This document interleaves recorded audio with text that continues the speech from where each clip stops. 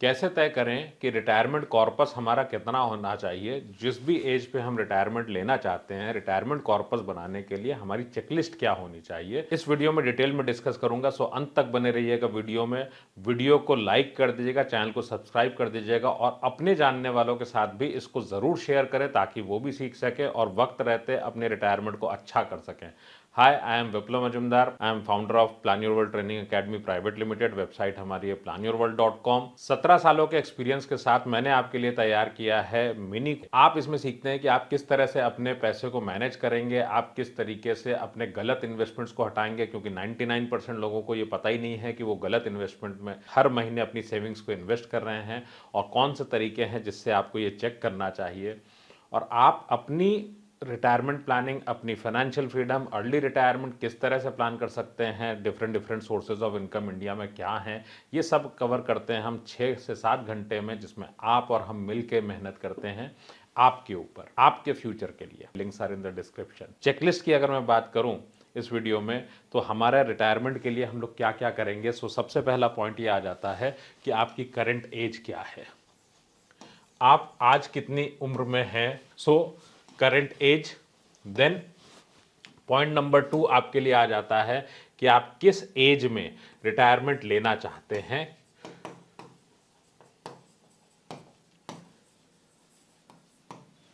Retirement corpus आपको बनाना होता है, तो इसके लिए आपके मन में एक चीज बहुत सिंपल होनी चाहिए कि आपके पास करंट एज है, आपके पास रिटायरमेंट एज है। अब रिटायरमेंट एज पे क्या सोच के हम रिटायरमेंट लेंगे, क्या ऐसा होगा जिससे हमें एहसास हो कि yes, I am ready for retirement. So इसके लिए एक छोटा सा पहलू आपके पास आता है कि आपका जीवन काल कितना है। सो आफ्टर रिटायरमेंट मैं अगर बात करूं कि आपके पास कितने साल का पैसा आप लेके चलेंगे, सो इसको मैं बोलूँगा लाइफ। सो आप अगर 55 पे रिटायर होते हैं, 45 पे होते हैं, 60 पे, 65 पे, वो अपने आप में इम्पॉर्टेंट है और साथ में इम्पॉर्टेंट है कि कितने साल का पैसा आपको चाहिए। सो आप अपनी लाइफ कितनी लेके चलते हैं, 90, 85 या 80, और साथ में आपके बाद आपकी वाइफ के लिए 10 से 15 साल का पैसा, ये आपको प्लान करने की ज़रूरत पड़ती है टोटल में। साथ में बात आती है कि रिटायरमेंट के टाइम पे आपका खर्चा क्या होगा। सो आपके एक्सपेंसेस, सो यहाँ पे हम ऐसे ले लेते हैं कि आप 55 पे रिटायर होंगे। सो आप अगर 45 पे हो रहे हैं, 45 ले लीजिए, 65 तो 65। सो 55 पे आपके खर्चे क्या होंगे। अब मुद्दा यह आता है सबसे इंपॉर्टेंट कि जब मैं बात करता हूं कि 55 की एज पे आपके एक्सपेंसेस, तो बहुत बार मन में आता है कि 20,000 मान लेते हैं, 50,000 मान लेते हैं। गलत तरीका है, बिल्कुल गलत है। सिंपल सी बात मान लीजिए इसको कि आपके पास मान लेते हैं 50,000 महीने के एक्सपेंसेस हैं। आज आपके परिवार में 50,000 का एक्सपेंस होता है। नाउ आपके डिपेंडेंट्स कौन कौन होंगे रिटायरमेंट के बाद। सबसे बड़ी गलती कहाँ होती है कि जब डिपेंडेंट्स की बात आती है तो हम लोग ये सोचते हैं कि कौन कौन होगा, भाई हम होंगे, हमारी वाइफ होंगी, बस बात खत्म। नहीं, आज भी आपके जीवन में जो एक्सपेंसेस आप कर रहे हैं वो खाने पीने के एक्सपेंसेस ज़्यादा हैं या आपके टोटल में एक्सपेंसेस हैं जो लाइफस्टाइल से रिलेटेड है।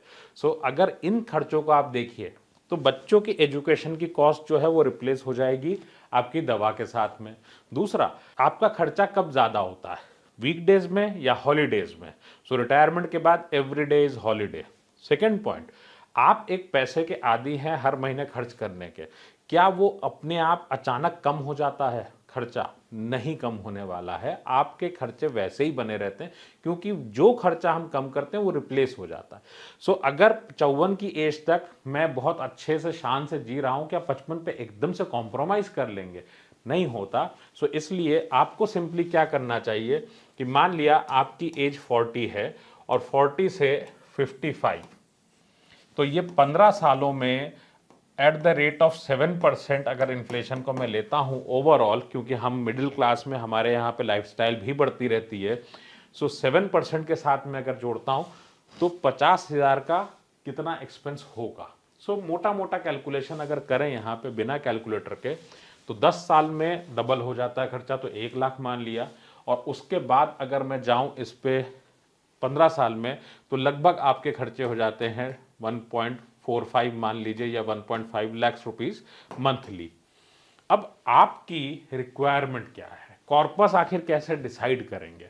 सो हम लोग अगर पिछले स्लाइड पे चलें तो यहाँ पे आपके एक्सपेंसेस हो गए फर्स्ट मंथ के 1.5 लाख 61 की एज पे। अब बात यह आती है कि कॉर्पस किस तरह से डिसाइड किया जाए कि मुझे कॉर्पस रिक्वायरमेंट कितनी होगी। इसके लिए कुछ बातों को हमको बहुत ध्यान से समझने की ज़रूरत है। आपको, हम इसी को एक्सेल पे भी कर लेंगे। सो जैसे ही आप 60 के होते हैं, 1.5 लाख आपके खर्चे हैं महीने के इंटू 12, 61 पे इसके ऊपर +7%, 62 पे इसके ऊपर +7%, क्योंकि महंगाई लगातार बढ़ेगी। और हम गलती कहाँ करते हैं कि हमने सबसे पहले देख लिया कि 60 की उम्र में 1.5 लाख है, 1.5 लाख से कर लो। नहीं हो सकता। क्या दूध वाले अपनी प्राइस नहीं बढ़ाएंगे? क्या खाने पीने की चीज़ें महंगी नहीं होंगी? हर एक चीज़ महंगी होगी, आपकी इलेक्ट्रिसिटी बिल से लेके मोबाइल बिल से लेके हर एक चीज़। So you have to be ready for that. Lifestyle आपकी सेम रहने वाली है, अगर लाइफस्टाइल सेम है तो भी खर्चा बढ़ेगा। सो पहली चीज़ इसको ध्यान में रखिए कि growing income is the only requirement. हम लोग गलती क्या करते हैं, जब रिटायरमेंट की बात आती है, हम ये मान लेते हैं कि कोई प्लान ले लें और उस प्लान से मेरी चीज़ हो जाए। कैसे संभव है? यहां पे एक रिक्वायरमेंट निकल रही है आपकी। आप बेटी की शादी करते हैं तो देखते हैं कि कौन सा घर आपकी बेटी को सही रख पाएगा। बेटे की जॉब आप देते हैं तो आप तय करते हैं किस जॉब से बेटे का परिवार पल पाएगा अच्छे से। आपका रिटायरमेंट है, क्या किसी प्लान पे छोड़ पाएंगे? नहीं छोड़ पाएंगे। आपको लगातार इनकम बढ़ी हुई चाहिए, सो इसको आपको अकॉर्डिंगली प्लान करना पड़ेगा। सो आइए हम लोग अब चलते हैं एक्सेल पे। यहाँ पे हम एकदम सिंपल सा तरीका लेते हैं कि हमने 60 की एज ले ली, चूँकि 60 पे आप रिटायरमेंट लेते हैं, 61 से हम इसको शुरू करते हैं। सो हम यहाँ पे इसको 90 की एज तक का लेते हैं। सो हमने करना क्या है कि हमने एक ऐसा कैश फ्लो बनाना है जिससे कि लगातार मेरे खर्चे चल सकें। सो मैंने यहाँ पे 18 लाख रुपए ले लिए, चूँकि 1.5 लाख के हिसाब से 18 लाख रुपए हमने ले लिया साल का, पहले साल का। अब हम इसमें करेंगे 7% की बढ़ोतरी। सो हम इसको 1.07 से मल्टीप्लाई कर देंगे, सिंपल है। सो आपने इसको मल्टीप्लाई कर दिया। So this is your income requirement yearly, ये आपकी एज है। और यहाँ पे हमारे सामने है ये पैसा हमको कितने साल बाद चाहिए। सो हम यहाँ पे ले लेते हैं रिवर्स एकदम। सो ये हमको कितने साल बाद चाहिए, ये 0 ईयर पे चाहिए उस टाइम पे, एंड देन 1। सो जिस दिन रिटायर हो रहे हैं हम 1 साल का पैसा इमीडिएटली निकाल लेंगे, हमने ऐसा माना। अब हमको सिलेक्ट करना पड़ेगा कि मेरा इनकम का सोर्स जो होगा वो क्या होगा, वो कितने % पे इनकम मुझे देगा। जब हम कॉर्पस थ्योरी पे जाते हैं, अगर हम इसी को इनकम बनाते, ऑप्शन इनकम के लेते किसी और सोर्स से, तो वो कैलकुलेशन दूसरे तरह से होता। सो यहाँ पे हम ले रहे हैं लगभग 6% का रिटर्न ले रहा हूँ टैक्स के साथ। एक कैलकुलेशन 6% पे कर लेते हैं और एक हम कर लेते हैं 8% पे। सो ये क्या दिखाता है कि हमको कितना रुपया यहाँ पे रखना पड़ेगा। सो मैं यहाँ पे लगाता हूँ पीवी का फॉर्मूला, ये हो गया हमारा रेट, एंड देन एनपीआर हटा दिया।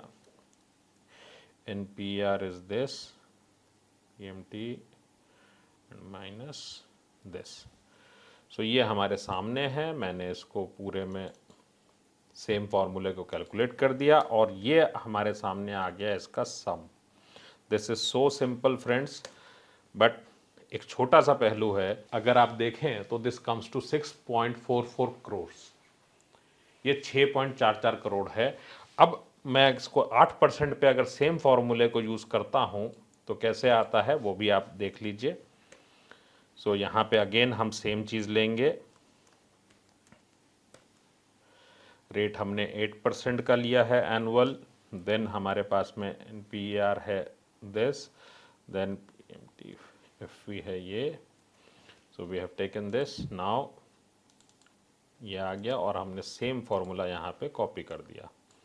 आपके सामने है कि अगर 8% का हम लेते हैं तो दिस इज 4.87 करोड़। फ्रेंड्स, ये तरीका है आपके इस कैलकुलेटर को यूज करने का। इसी वीडियो के लास्ट में मैं इसका लिंक भी शेयर कर देता हूं, so you can download this from our website. और एक बात आपको ध्यान रखनी पड़ेगी जो बहुत इंपॉर्टेंट है, जब आप किसी से पेंशन की बात करते हैं, चाहे बैंकर से बात करें, आपने देखा होगा कोई भी क्या आपकी लाइफ में आपके रिटायरमेंट की इनकम के लिए बॉदर्ड तक है? वो तो सिंपल बोलते हैं, सर कॉर्पस बना लो, एक फिक्स्ड पेंशन आएगी, अगर 18 लाख साल से शुरू करो और पूरी जिंदगी यही पेंशन आएगी। इसका मतलब मैं और अपनी मेरी wife, they have to compromise. मैं भले इतना पैसा इन्वेस्ट कर दूं तब भी मुझे कॉम्प्रोमाइज करना पड़ेगा रिटायरमेंट पे। जीवन आपका है, सेविंग आप कर रहे हो, आपको ही पढ़ना पड़ेगा, वरना ये कीमत पढ़ाई की जो मेहनत है ना, मैं मानता हूं 10-15 हजार 20 हजार रुपए आपके लिए कोई मायने नहीं रखता, लेकिन आपका जीवन आपके लिए बहुत मायने रखता है। At the age of 70 ma'am को ये ना बोलना पड़े कि पैसे कम है। You should plan your retirement fast. याद रखिएगा, ये कॉर्पस 6 करोड़ हो, 4 करोड़ हो, 2 करोड़ हो, 3 करोड़ हो, इसको बनाना आप ही को है अपने पैसे से। इसीलिए डिस्कस करते हैं इंडिया के सारे ऑप्शंस, ताकि कॉर्पस थ्योरी अगर आपको बताई गई है तो दिस इज अ ब्लंडर। इसके साथ में आपको बहुत ज़्यादा पैसा अपनी सेविंग से देना पड़ता है और इस वजह से हमारा रिटायरमेंट पूरा नहीं हो पाता, क्योंकि आप एडवाइस लेते हो बैंकर से, इंश्योरेंस एजेंट से या फिर म्यूचुअल फंड वाले से। इनको क्या फ़र्क पड़ता है कि आपके जीवन में पैसे होंगे या नहीं होंगे?